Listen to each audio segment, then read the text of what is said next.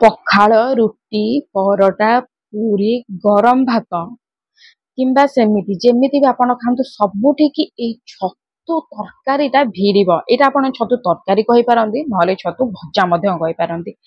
ଏଇ ଛତୁ ଭଜାଟା କରିସାରିଲା ପରେ ନା ଆପଣ ସବୁବେଳେ ଏଇ ଭଜାଟାକୁ ହିଁ କରିବେ, ଆଉ କିଛି ଭଜା କରିବେ ନାହିଁ। କାହିଁକି ନା ଏତେ ସହଜ, 5 ମିନିଟ୍ ଲାଗିବ ଆପଣଙ୍କୁ। ଚାଲନ୍ତୁ ଆରମ୍ଭ କରିବା। ଦେଖନ୍ତୁ ଫ୍ରେଣ୍ଡ, କରିବାର କ'ଣ ଅଛି, ତେଲ ଆମର ଏଇଠି ଦେଇଦେବାର ଅଛି ସୋରିଷ ତେଲ। ତା ଉପରେ ଟିକେ ଏଇଠି ଜିରା ପକେଇଦେବେ, 2ଟା ଶୁଖିଲା ଲଙ୍କା ମୁଁ ଏଇପରି ବଡ଼ ବଡ଼ ଦେଇଛି, ଆପଣ ଚାହିଁଲେ ତାକୁ ଛୋଟ ଛୋଟ କରିକି ଦେଇପାରିବେ। ଫ୍ରେଣ୍ଡ ଦେଖନ୍ତୁ, ଆପଣ ଯୋଉ ତେଲ ଏଠି ୟୁଜ୍ କରୁଛନ୍ତି ସେଇ ତେଲ ଏଠି ୟୁଜ୍ କରିବେ।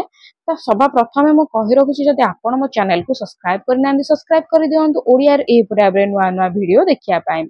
ଏଇଠି ଦେଖନ୍ତୁ ଫ୍ରେଣ୍ଡ, ଗୋଟିଏ ବଡ଼ ପିଆଜ ମୁଁ ପତଲା ପତଲା ସ୍ଲାଇସ୍ କରିକି କାଟି ନେଇଛି। ଆପଣ ଚାହିଁଲେ ଛୋଟ ଛୋଟ କରିକି ମଧ୍ୟ କାଟିପାରିବେ, କିନ୍ତୁ ଏହିପରି ଭାବରେ କାଟନ୍ତୁ, ବହୁତ ହି ଟେଷ୍ଟ ଲାଗିବ। କାହିଁକି, ମୁଁ ଆଗକୁ କହିବି।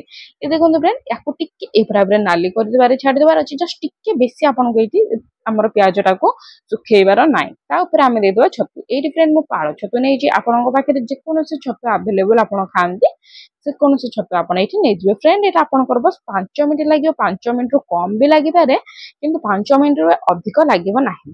ଛତୁକୁ ଦେଖନ୍ତୁ ଫ୍ରେଣ୍ଡ, ମୁଁ ଏଇଠି ଦେଇଛି। ତାପରେ ମୁଁ ଏଇଠି ଛତୁଟା ପକେଇ ଦେଇଛି। ଏଇଠି ଆମେ ଟିକେ ଦେଇଦେବା ସ୍ୱାଦ ଅନୁସାରେ ଲଙ୍କାଗୁଣ୍ଡ।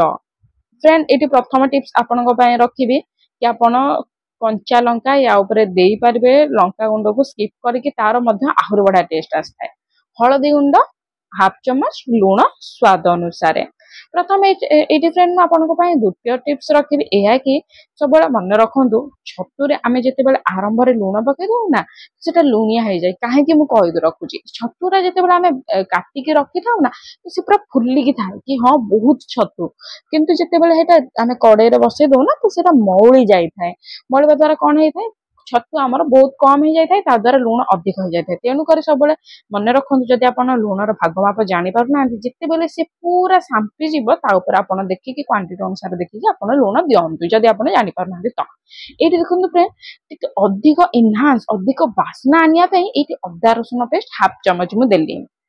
ଠିକ୍ ଅଛି, ଆପଣଙ୍କୁ ବି 1/2 ଚାମଚ ଦେବାର ଅଛି। ଯଦି ନାହିଁ ଅଦା ରସୁଣ ପେଷ୍ଟ ତ କୌଣସି କଥା ନାହିଁ, ଯଦି ଅଛି ତ ନିହାତି ଦିଅନ୍ତୁ। ଆଉ ଏଠି ଦେଖନ୍ତୁ ଫ୍ରେଣ୍ଡ, ଗୋଟେ ଟମାଟୋକୁ ମୁଁ ଛୋଟ ଛୋଟ କାଟିକି ଏହିପରି ଭାବରେ ଦେଇଛି। ଆପଣଙ୍କୁ ବିଲକୁଲ ବି ଗ୍ରାଇଣ୍ଡ କରିବାର ନାହିଁ, କିଛି ନାହିଁ। ଫ୍ରେଣ୍ଡ, ଯଦି ଆପଣଙ୍କ ପାଖରେ ଟମାଟୋ ନାହିଁ ତ କୌଣସି କଥା ନାହିଁ, ତା ଦ୍ୱାରା ବି ଅଧିକ ଭଲ ଲାଗେ। କିନ୍ତୁ ଯଦି ଅଛି ନିହାତି ପକାନ୍ତୁ, ପଖାଳକୁ ପୁରା ଭିଡ଼ିବ। ଠିକ୍ ଅଛି, ୟାକୁ ଦେଖନ୍ତୁ ଘୋଡ଼େଇକି ରଖିଦେବା। ବେଶୀ ଟାଇମ୍ ନାହିଁ ଫ୍ରେଣ୍ଡ, 2 ମିନିଟ୍ ରଖିଦେବା ମିଡ଼ିୟମ୍ ଫ୍ଲେମ୍ରେ। ଇଏ ଦେଖନ୍ତୁ ମୁଁ ଏବେ ଖୋଲିଦେଲି, ଆଉ କିଛି କରିବାର ନାହିଁ। ଟିକେ ଜଷ୍ଟ ଘାଣ୍ଟି ଦେବା, ଯେମିତିକି ଲାଗିଛି କି ନାହିଁ। ଆମର ଟୋଟାଲି ବି ଲାଗେନି କଡ଼େଇରେ। ତ ଏବେ କ'ଣ କରିବା ଫ୍ରେଣ୍ଡ, ତା ଉପରେ ଟିକେ ଧନିଆ ପତ୍ର ପକେଇଦେବା। ଯଦି ଅଛି ପକାନ୍ତୁ, ଯଦି ନାହିଁ ପକାନ୍ତୁ, କିଛି ବି ନାହିଁ। ଫ୍ରେଣ୍ଡ, ଏଇଟା ଆପଣଙ୍କୁ କିଛି ମସଲା ବି ପକେଇବାକୁ ପଡ଼ିଲାନି। ବହୁତ ସାରା ଲୋକ ମସଲା ପକାନ୍ତି କି ହଁ ମସଲା ଗୁଣ୍ଡରେ ବାସ୍ନା ଆସେ, କିନ୍ତୁ ନା ଫ୍ରେଣ୍ଡ, ମସଲା ଗୁଣ୍ଡରେ ଏମିତି ବାସ୍ନା ଆସିନଥାଏ। କରିବାଟା ଟିକେ ଟ୍ରିକ୍ଟା ଜଣାଥାଏ। ଇଏ ଦେଖନ୍ତୁ ଫ୍ରେଣ୍ଡ, ରେଡ଼ି ହେଇଗଲା। ଆପଣ ଆକୁ ପଖାଳ ଗରମ ସବୁଠି ଖାଇପାରିବେ। ତା ଫ୍ରେଣ୍ଡ, ଆପଣ ଯିବା ପୂର୍ବରୁ ମୁଁ ଆଉ ଗୋଟେ କଥା ଆପଣଙ୍କୁ କହି ରଖୁଛି, ଯଦି ଆପଣ ଏପର୍ଯ୍ୟନ୍ତ ବି ମୋ ଚ୍ୟାନେଲକୁ ସବସ୍କ୍ରାଇବ୍ କରିନାହାନ୍ତି ସବସ୍କ୍ରାଇବ୍ କରିଦିଅନ୍ତୁ, ଆଉ ଗୋଟେ ଲାଇକ୍ କରିଦିଅନ୍ତୁ। ଆପଣଙ୍କର ଗୋଟିଏ ଲାଇକ୍ ମୋ ପାଇଁ ବହୁତ ମୋଟିଭେସନର କାମ କରେ। ତ ନିହାତି ଭାବରେ ଲାଇକ୍ କରନ୍ତୁ, ଆଉ ଆପଣ ଓଡ଼ିଆ ଫୁଡ୍ ମାନଙ୍କୁ ଆପଣ ସପୋର୍ଟ କରନ୍ତୁ। ଯଦି ଭଲ ଲାଗିଲା ତ ପୁଣି ଆସିବେ।